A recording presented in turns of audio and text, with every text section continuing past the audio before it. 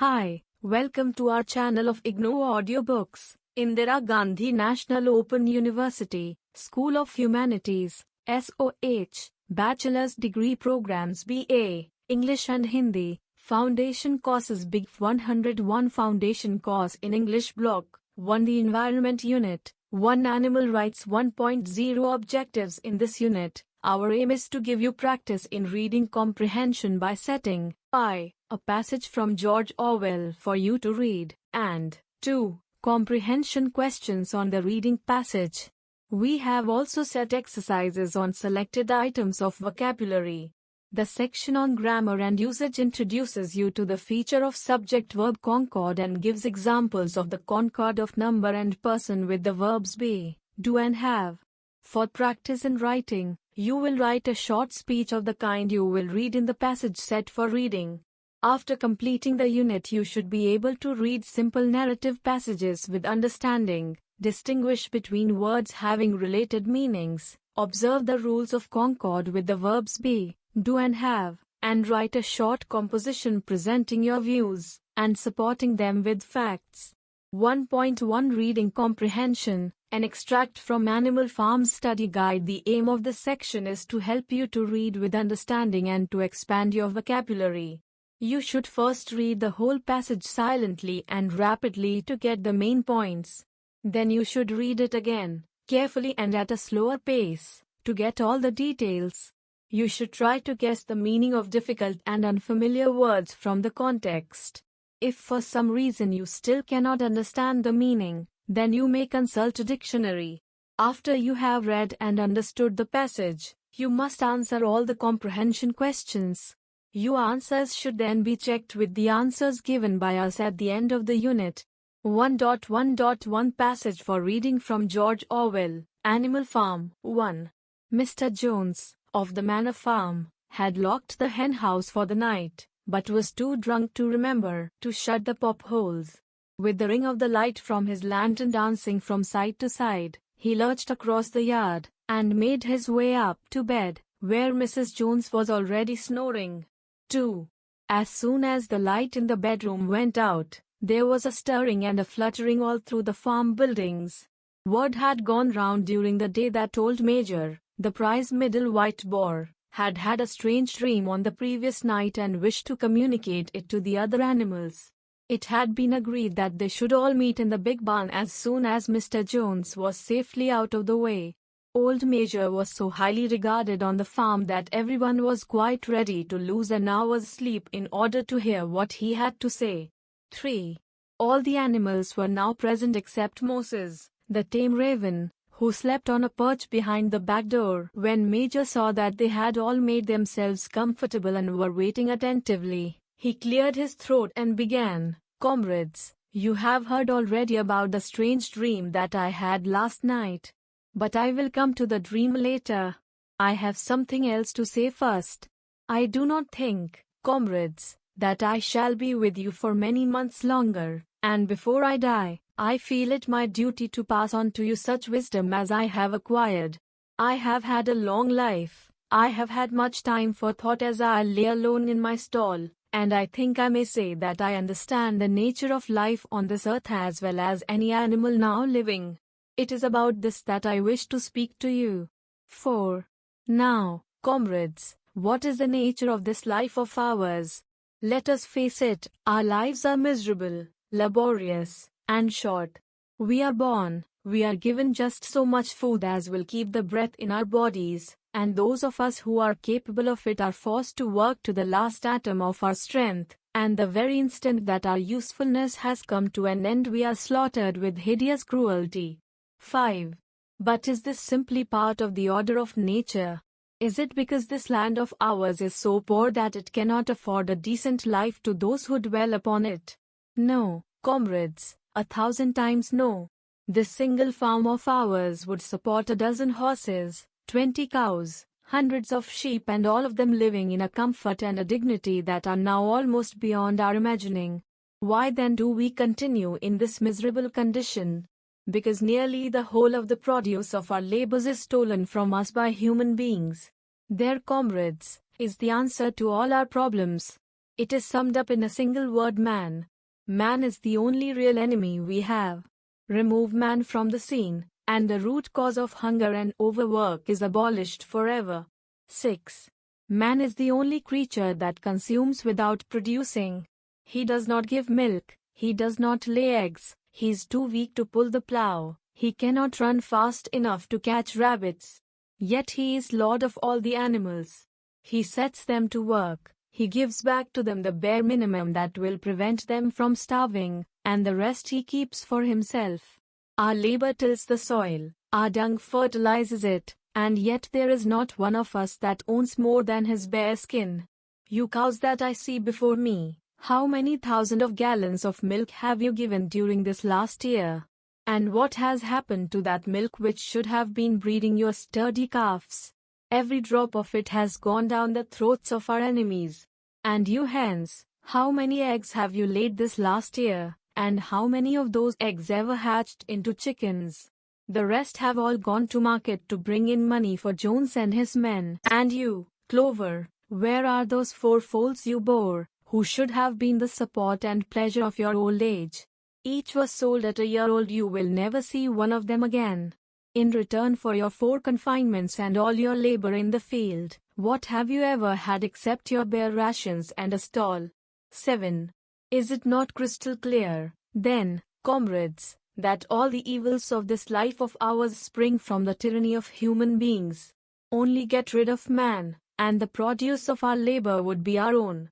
Almost overnight we could become rich and free. What then must we do?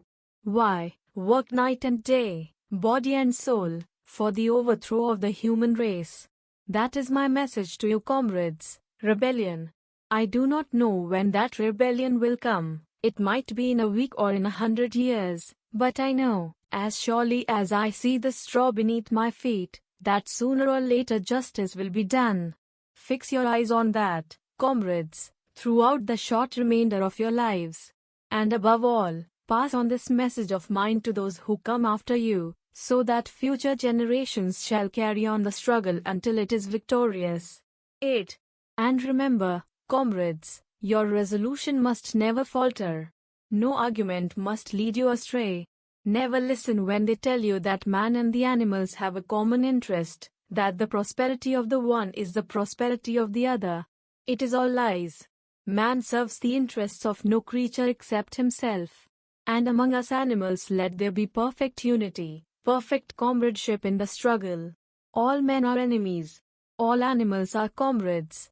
1.1.2 Note on the author: George Orwell was the pen name of Eric Arthur Blair, 1903-50, English novelist and essayist, who was born in India.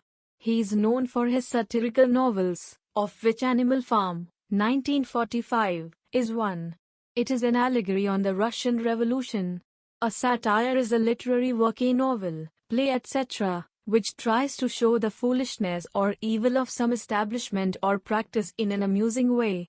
An allegory is a story in which the characters and actions have a deeper moral meaning and represent good and bad qualities. 1.3 Grammar and Usage. Concord of number and person. This section will give you practice in what is called concord, that is, agreement in grammar, and the use of the verbs a, be and its various forms, am, is, are, was, were, be, do, does, see, have, has. Let's see how these verbs are used. 1.3.1b Look at the following sentences, most of which are taken from the reading passage. A. I am afraid I shall not be able to help you. B. It is about this that I wish to speak. C. What is the nature of this life of ours? D. Is this simply part of the order of nature? E. Man is the only creature that consumes without producing. F. Our lives are miserable. G. We are born, we are given just so much food. H. Mr. Jones was too drunk to remember to shut the pop holes. I. Mrs. Jones was already snoring. J. All the animals were now present. Notice that the verb be has the forms am, is, are, was, were, depending on the tense, present or past, the person, first, second, or third, and the number, singular or plural, of the subject. Look at the screen. Here are some more examples. 1. Am, used with I in the present tense. Examples. A. I am an Indian. B. I am writing a book on India. I am is written as I'm in an informal style. 2. Is, used with he, she, it and singular nouns, in the present tense. Examples. A. He is the new chairman. B. My friend Ramesh is working hard these days. C. It is very cold today. D. English is spoken in a large number of countries. Is often combined with the subject and written as in an informal style. Examples. He's, she's, its. 3. Are, used with plurals and with you, second person singular, in the present tense. Examples. A. You are very good at mathematics. B. My friends are at the craft bazaar today. We are also going there. C. Children below 5 are allowed to travel free on Indian railways. Are is often combined with the subject and written as in an informal style. Examples. Your, we're, there, for. Was, used with I, he, she, it and with singular nouns, in the past tense. Examples. A. I was in Delhi yesterday. B. Einstein was a famous scientist. C. Mohan was writing a letter when I went to see him. D. The hall was decorated for yesterday's meeting. 5. Were, used with plurals, and with you, second person singular, in the past tense. Examples. A. We were expecting you yesterday. B. You were not at home when I rang you up. C. A lot of people were present at the meeting. D. 10 people were killed in a bus accident yesterday. 6. When the grammatical subject is there, we use is or are, was or were, depending on the number of the true subject following the verb. Examples. A. There is a girl in that room. B. There is a man hiding behind the bushes. C. There are 50 students in this class. D. There was an interesting program on television yesterday evening. E. There were hundreds of people at the meeting this morning. 1.3.2 Do the present tense forms are do and does. Of these, do is used with plurals and with I and you. Does is used with the third person singular. Examples. A. I do not smoke cigarettes. B. Do you play tennis? C. We do not wish to hurt you in any way. D. Shyam does not speak Bengali. E. Does your father know that you are here? Check your progress. 4. Fill in the blank with do or does. 1. You know how to make a pasta in white sauce. 2. I not think I can come with you. 3. Your father work at the bank. 4. He come to office by the metro train. 5. How we get there. 1.3.3 Have the present tense forms are have and has. Of these, have is used with plurals and with I and you. Has is used with the third person singular. Examples. A. My friend Sunil has dark hair. B. I have a bad cold. C. Have you read Animal Farm? D. I have not seen many English films. E. We have not been able to help him in any way. Check your progress. 5. Fill in the blanks with have or has. 1. They got a school in their village. 2. Now you learnt the secret of happiness. 3. He arrived already. 4. I sometimes my breakfast at a restaurant. 5. The teacher advised me to improve my English spelling. 1.4 Writing a speech. In this section we shall give you practice in writing a speech. In order to write a speech you need to keep the following points in mind. First, determine who your audience is and write accordingly. Be clear about the purpose of your talk. Say something interesting at the beginning which will grab the attention of the audience. In your introduction, let the audience know what to expect. Stick firmly to the topics that you have introduced. Take care to draw an apt and memorable conclusion. Once you have written your speech, practice it several times till you are comfortable with it. Check your progress. 7. You have read the passage from Animal Farm. Now write a speech of your own in about 200 words. Address the animals and tell them that human race has now become the friend of all the animals. Here is a possible beginning. Dear friends, have you realized that the human race in the 21st century has become your friend and protector?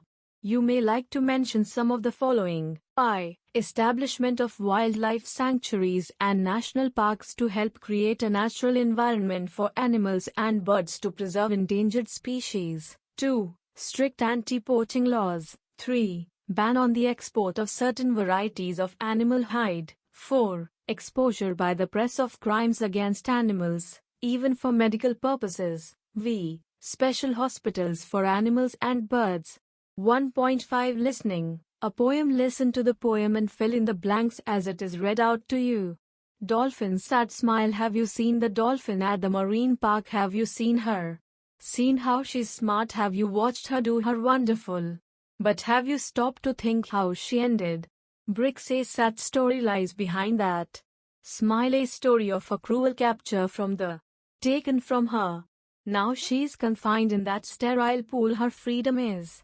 The sea is to dolphins as the is to birds, but in her pool her nature is reversed, where in the wild she swims for of miles in that prison pool she swims in till she dies. 1.6 Summary. In this unit we have given you practice in understanding a narrative passage from George Orwell's novel Animal Farm, distinguishing between words having related meanings and using them in appropriate contexts. Subject-verb concord with the verbs be, do and have, and writing a short speech presenting a view different from the one given in the passage. Read.